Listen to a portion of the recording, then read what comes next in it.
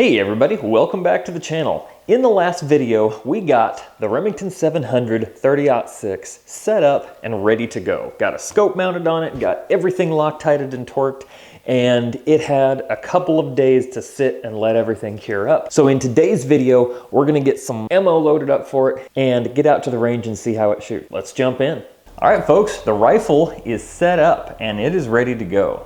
Let's get to the loading. You can see that I've reworked my shop area a little bit. I now have my rolling tool cart that's going to serve as a workbench temporarily. So let me get the gun out of the way and we'll talk about what load we're going to use for it. All right, the components that we're going to be working with today are once fired RP head stamp brass that I got from Capital Cartridge. I'll show you the prep work that I've done to this in a second.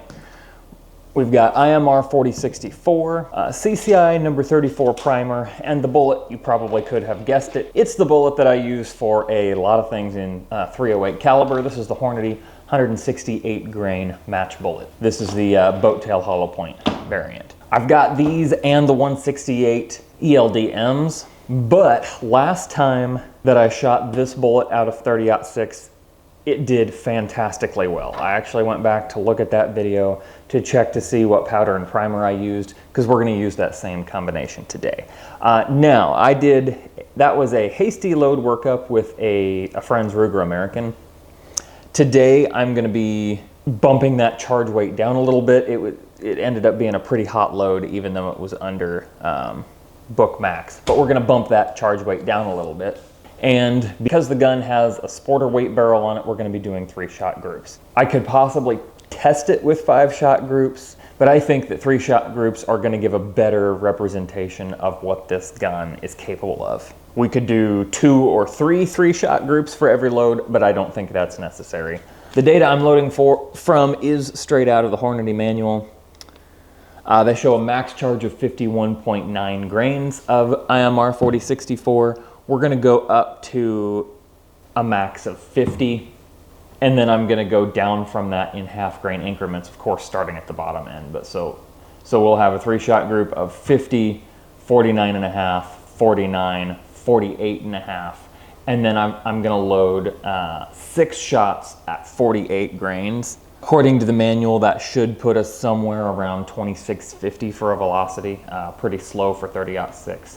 But I want to get a few shots through this barrel before we really start worrying about groups. So that's why I have got 18 shots laid out here for brass. I am going to have the whole reloading process on video, but if you're watching this on YouTube, you're not going to be able to see that. YouTube, for whatever reason, has decided that that's not content that they want to allow. So if you want to see the reloading portion, you can find a video by this same title on Rumble, and that will have the full reloading process. Otherwise, for the rest of you that are watching here on YouTube, we're just going to get right out to the range and shoot with this. It's a bit of an overcast day. Really nice though, hardly any wind, about 48 degrees, which is kind of warm for northern Missouri in December. I have done a rough eyeball bore sight. I forgot that I should have probably loaded even a few more rounds to get this sighted in, but I've done a rough eyeball bore sight and we should be in the neighborhood. I'm glad I loaded 6 rounds with this first charge. I'm going to wait to set the target camera up, of course, until I have a little better idea of what this is doing, but I am using an old target down there. It's just got a couple of 45 caliber holes in it, so these should be pretty easy to pick out, and I should be on paper at least. You know what? I'm going to dry fire this thing first. Felt like I was just pulling the trigger forever and it was squishing.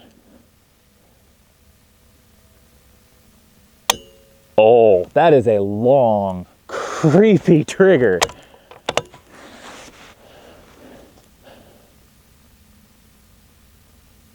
And heavy too. I should be able to, I've got a trigger gauge now, I'll put that on later. That's worse than some of my military triggers. Good grief.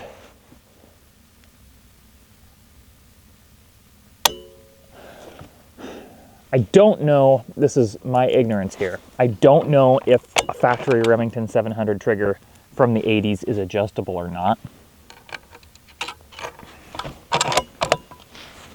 If I had more light here, I would go get the trigger gauge right now and maybe try to mess with it and figure it out, but I don't. I've got maybe 50 minutes of shootable light left here, so we're gonna see what happens.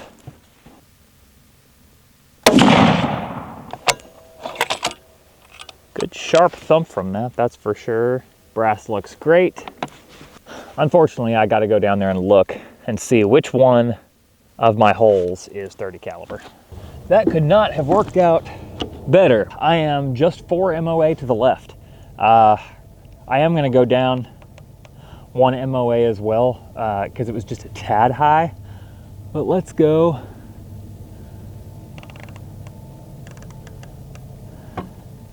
We'll go 4 MOA to the right, and I bet we're gonna be on. I'm gonna take these next 2 shots, and then I'll throw up the target camera. Make sure we're away from the sling stud there. I'm gonna try to keep the rest in a fairly consistent position here, in about the front third of this checkering here.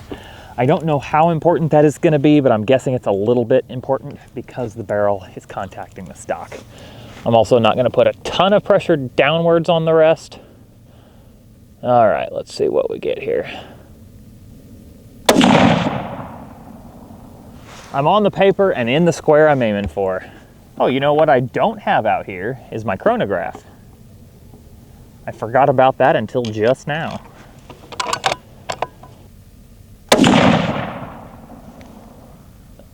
Okay, those are right next to each other. I'm gonna come back left 1 MOA and we'll go up by half, and that's where we'll shoot the rest of our groups. Let me go set out the target camera and see if I have any battery on the Garmin Zero. I think I may have forgotten to charge that, and it's my only chronograph. So yeah, be right back. Well, I didn't remember throwing this on the charger, but thankfully I did, because it's showing almost full battery. We're set to go. Target cameras should be running, should be seeing it up here somewhere.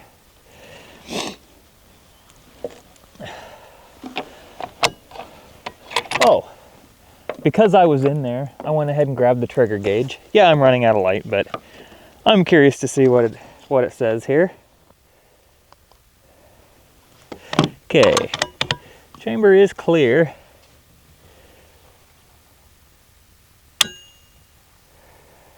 £5 3 ounces on that read.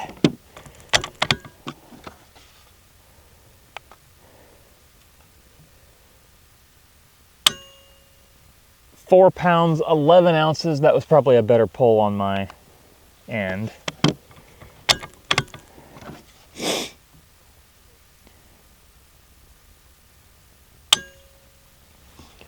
£4 9.6 ounces.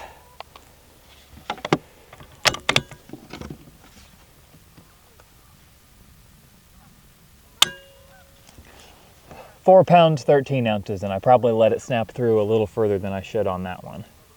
That comes out to an average for 4 pulls of £4 13.4 ounces. Glad to have this now. It's something I had been missing in my kit for a while, and somebody commented, hey, they're cheap, just pick one up. So I did. But yeah, I would definitely like to see a lighter trigger. It's probably, you know, it's fine for hunting, but not like I like. Okay, I'll feed this next group off the magazine. Again, this is 48 grains.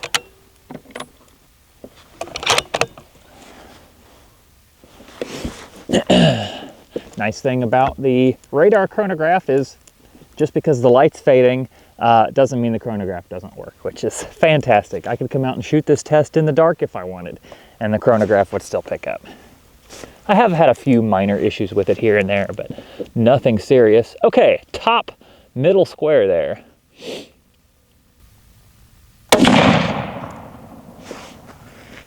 $25.77 for a velocity on that shot.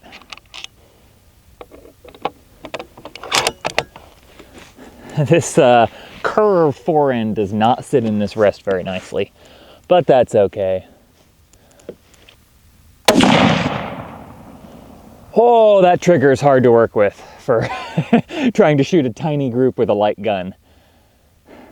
I should put this gun on the scale, but I think the trigger weight is more than half the weight of the entire gun package. So it makes it difficult. As I'm pulling the trigger, I'm trying to keep things from sliding around. I need to also get my rest anchored down to the bench. That's part of my problem. I'm still working out the setup at this place.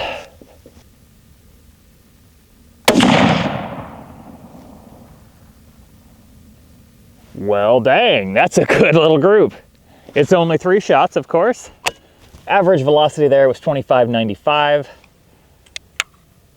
Oh, this does not like me picking it up while it's active. Average velocity of 25.84, extreme spread of 16.6.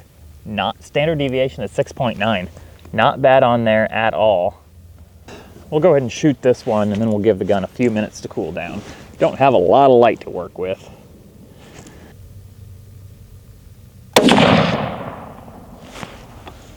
.2615.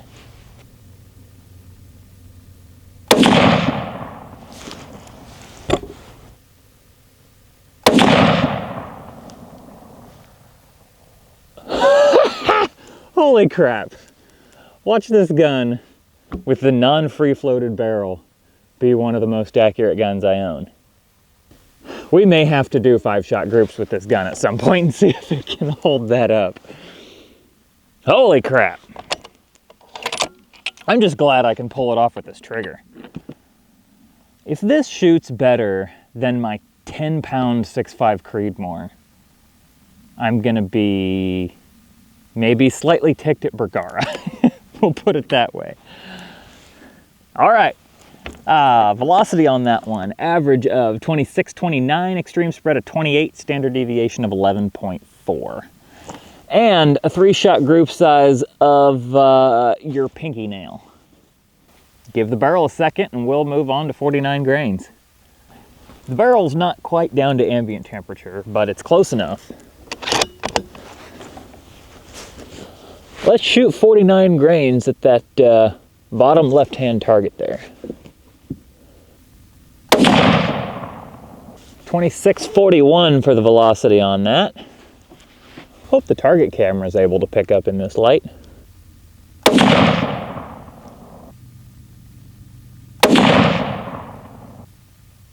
That group opened up a little bit, but still not too bad.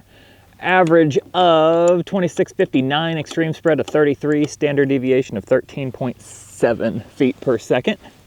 That 48 grain load that we started out with, if I remember right, that 48 grains of IMR 4064 is what a lot of guys shoot with the M1 Garand with this bullet.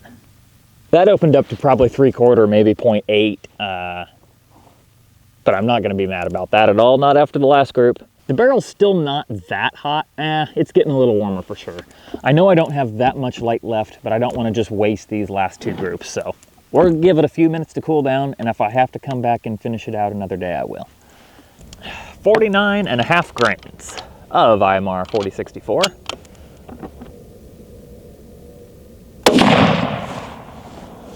Powder is a little flashy, isn't it? Oh, you can't see. You're looking at my back. I should have done that before. 26.88 for a velocity on that one, so we're not moving up very quick.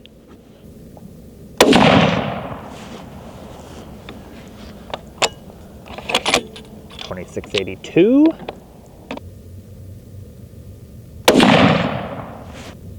Oh, that's third shot had to be just outside of those other 2. I felt my follow through was not as good on that shot. I don't know if, yeah, it's probably not an excuse. We got an average of 26.87, extreme spread of 9.6 feet per second, and a standard deviation of 4. Of course, again, only 3 shots, but I like it. I like it. I've got a minute or so to spare here. So I'm gonna let the barrel cool back down one more time, just for a minute. I've probably got 5 more minutes of light where I can shoot that target. So I'll give it what we got. Tell you what, I'm gonna say it again. I really wish Garmin had a little bit different setup on here. I've got to end session and then go back into it. I wish I could hit like next string or something and have a session of 5 or 6 or 20 different strings so that you can keep track of them all by loading session. Hopefully that'll be something that they update in the future. Let's load it up. Last charge, 50 grains. Don't remember if I said that the last one was 49.5 or not. That's what it was. 50 grains here of 4064.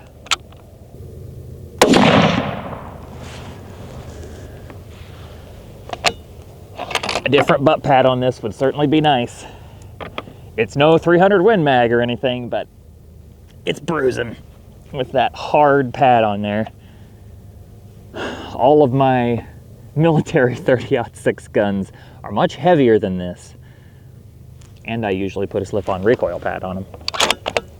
Maybe I'm just a baby. Ooh, that was a little bit of a point of impact shift there.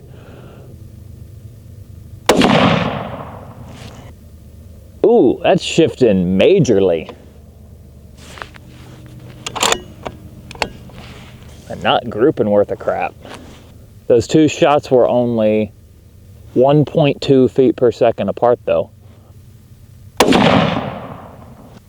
Now there we go. We got an average velocity of 27.22, extreme spread of 16.8, SD of 7.6 feet per second, and a really, really crummy group.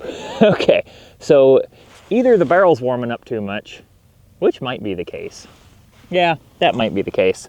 Or we're just getting into an area that it does not like to shoot. Oh well, we found an area that it does like to shoot in. And I think this gun is gonna warrant some further loads for sure, especially some hunting loads, because that's what a lightweight setup like this is really for. So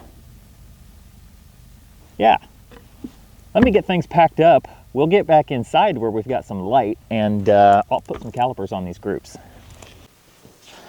Let's take a look at this target, shall we?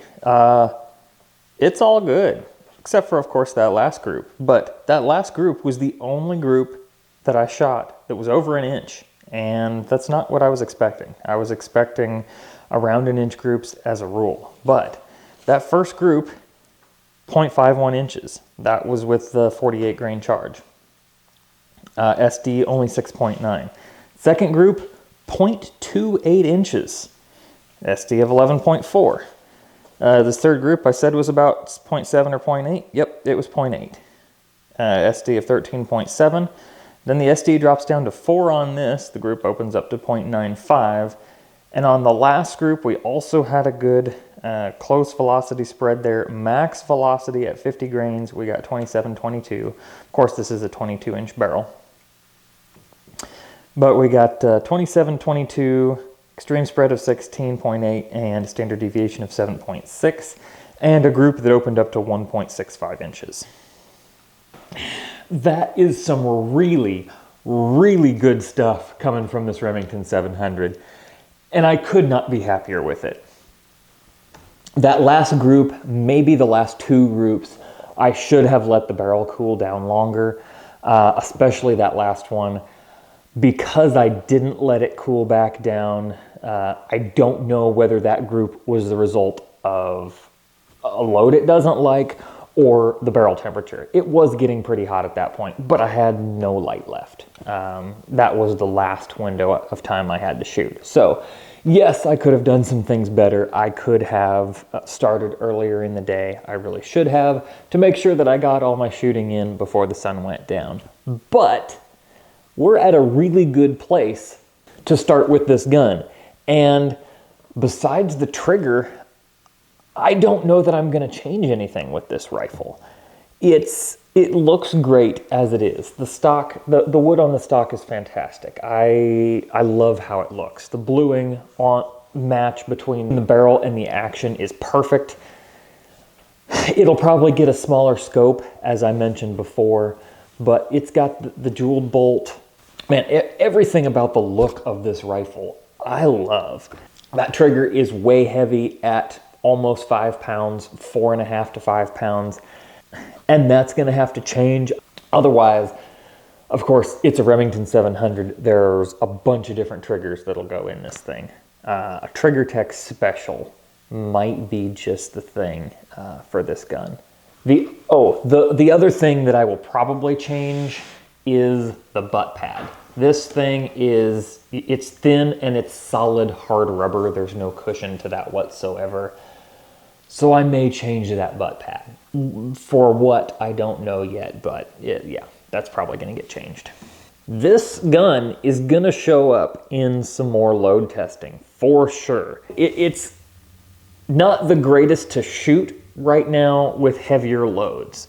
And we've only got a 22-inch barrel, right? So we're not gonna get super high step and velocities like we would on a 24 or a 26-inch barrel. Anyway, that's not what I'm gonna shoot for with this gun. There's 2 bullets that I really wanna test in this rifle. One is right here, the 168 grain Spear Gold Dot. Hopefully that'll focus there. This is a bullet that I've had really good luck with in 308. Killed a couple deer and a hog with this. Actually, it was my buddy that was hunting with me that killed the hog with this bullet. But that has proven to be a really good hunting bullet. The other bullet that I want to get my hands on is either 130 grain Barnes TTSX, which would be screaming out of this thing, or maybe a 150 class bullet. I don't know exactly what Barnes makes in that area, but something like that I think would be really good to test in this. I'll look through my other 30 cal bullets. I've got a 30 caliber, the 168 grain ELD-M. I don't see any reason to test target bullets in this gun, right?